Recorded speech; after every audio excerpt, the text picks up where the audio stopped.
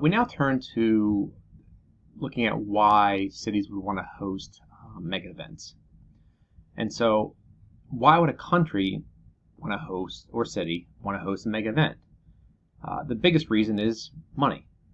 The expected revenue from the event and from the tourists would be a boom to that local economy.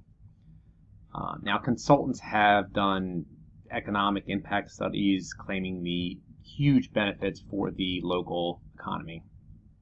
And the overwhelming consensus among the economists is that the sporting events, unfortunately, have little to no significant short-run economic impact on the local economy. We'll talk about that in a little bit, why.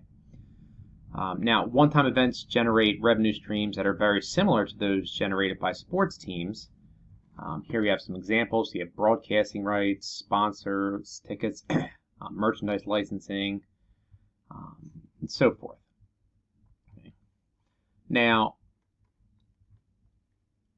unlike the a regular sports team, however, you have the sanctioning body, for example, the International Olympic Committee, that controls these revenues.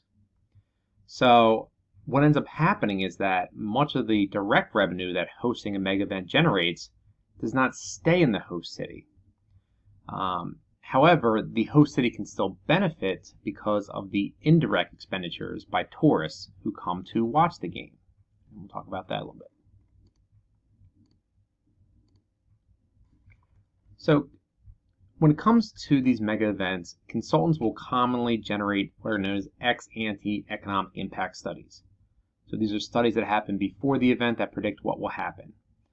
The studies will estimate the number of people who will attend the event and how many days they're going to stay, how much they're going to spend, and apply what's known as an economic multiplier to account for the ripple effects that go through the economy. So for example, people come in to spend money. That money is spent at local hotels, restaurants, bars, whatever it may be. Okay. Well, that money that comes in is then paid to the employees and owners of those establishments, who can then go forward and spend that money on other businesses. And so you see it, the money goes first to the direct businesses and then the employees, and they spend it in another business, and so on and so forth.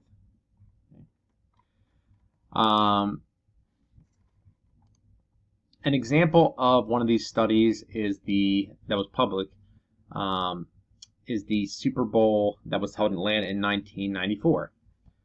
The economic impact analysis of the event by local economists estimated that roughly 75,000 visitors would stay an average of 4 days. And they estimated that a typical visitor would spend $252 a day.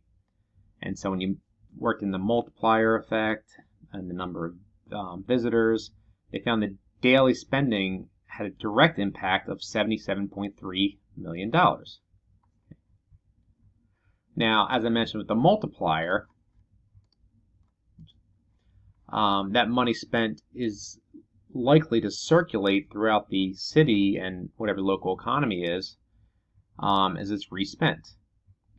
So looking at the study of Atlanta, the author of the study found that the multiplier was 2.148. So for every dollar that was directly spent, every $2 roughly multiplied as it circulates through. And so the direct impact of 77.3 million would have a total impact of 166 million. Now, there are some problems with these ex-ante economic impact studies. One of the main ones is just unrealistic projections. For example, with the 2005 NBA All-Star Game, the Denver tourism officials predicted that there would be 100,000 visitors that would come to town for the game. But the game had a seating capacity of about 18,000, and there was fewer than 9,002 hotel rooms. So, an economic windfall of 30 million is predicted, but the reality was far less than that. Another example is the 2014 Super Bowl. which is just outside New York City, had a predicted economic impact of over $500 million. Every hotel room in town was expected to sell out. But despite that, the fact that the New York area has about 115,000 hotel rooms, and MetLife Stadium, where the Super Bowl was, holds fewer than 83,000 fans. And then if you look just 4 days before the Super Bowl, only 2/3 of Manhattan hotels had rooms available, or 2/3 did have rooms available, and they had to drop the price 30% from the peak because they couldn't fill it. So these are just two examples of where the estimates were overstated pretty drastically. So one of the problems that we have with another one of the problems we have with the mega events when it comes to the studies is what's known as the substitution effect. So the substitution effect occurs when a sporting event attracts spending that otherwise would have been spent elsewhere in the local economy. So, for example, if there is a Olympics in a city, and residents of that city go and they spend money there, the games, for whatever, maybe souvenirs or food or tickets, whatnot. Right? That's money that they now do not have to spend on other things that they probably would have spent in the city. So, because of this, a lot of economists say that the economic impact studies should only include spending from out-of-towners and not include locals, since that money would have already been spent in the local economy. And so mega events are often characterized by the extent to which they attract fans from outside the region. And so the larger the percentage that come from outside the region, the smaller the substitution effect. Another problem with these studies is what is called leakage. So the use of the multiplier magnifies any errors that are made while estimating the direct economic impact of an event. Okay. So if you apply an unrealistic high number, it's going to over-exaggerate the economic impact. And leakages also may be worse than during a normal sporting event. And so, with the multiplier effect, if they overestimate it, let's say, in the example we did with the study for the Super Bowl, it was, I think, like 2.1. Well, if they said it's 3, that's going to be that's a big difference. And so a lot of times that ends up getting overestimated, which results in a lower than expected economic impact. Another problem is what's known as crowding out. So, just as the case with the substitution effect, a good economic impact study will subtract out the non-locals, basically. Sorry, it'll subtract out the impact from the locals. Right? And a lot of times what ends up happening is when other people come in to view the games, that means that locals cannot view it. And so these outsiders that come in crowd out the locals from being able to see the games, which does end up hurting the non-monetary aspect of it. So the other type of study when looking at the benefits of hosting mega events is ex post economic studies. So this looks at